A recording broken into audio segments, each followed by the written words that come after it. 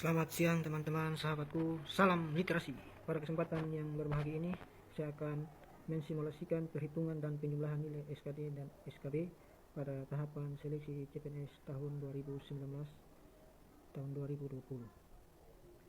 Untuk itu, simaklah penjelasannya berikut ini. Peserta yang dinyatakan lolos SKD adalah peserta yang memiliki nilai memenuhi ambang batas atau passing rate dengan nilai TKP 106, TIU 80, TWK 65. Selanjutnya, peserta yang lolos SKD masuk ke tahapan berikut, yaitu tahapan SKB. Di tahapan SKB, peserta yang lolos tadi tidak serta-merta langsung lolos, tetapi misalnya dibutuhkan satu formasi, maka diambil 3 orang. Setiap satu formasi diambil 3 orang dengan jumlah nilai SKD tertinggi pada formasi tersebut. Jadi pada kasus ini kita ambil satu formasi dan 3 orang dengan nilai tertinggi yang sudah lolos ke SKB. Misalnya nilai SKD-nya seperti ini.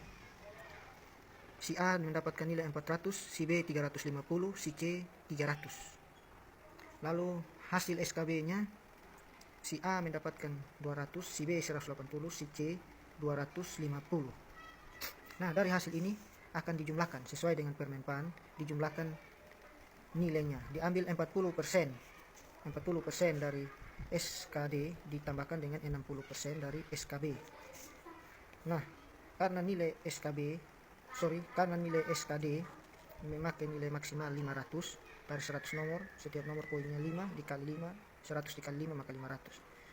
Sehingga kita harus mengubah nilai maksimal dari 500 kita rubah ke 100. Karena hanya diambil 40 dan 60, 40 tambah 60, 100. Maka kita harus rubah nilai SKD dan SKB-nya ke nilai maksimal 100. Nah, si A tadi dapat 400, maka 400 per 500 dikali 100 sama dengan 0,8 kali 100 sama dengan 80.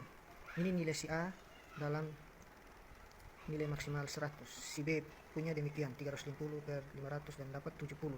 Si C juga demikian, 300 dapatnya 60. Nah, selanjutnya nilai SKD diambil 40%, maka si A tadinya 80 di per 100 lagi dikali 40%, maka 0,8 kali 40 32. Si B dan si C juga sama, 28 24. Nah, selanjutnya kita mengkonversikan lagi nilai SKB. Nilai SKB juga pakai nilai maksimal 500, sehingga kita rubah ke nilai maksimal 100 dengan cara sama, 200 per 500 kali 100 sama dengan 0,4 kali 100 sama dengan 40. Si B dan si C demikian.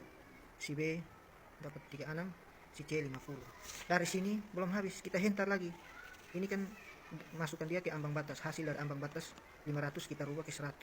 Sekarang kita masuk ke ambil 60% lagi, 40 per 100 kali 60 sama 0,4 kali 60 sama 4.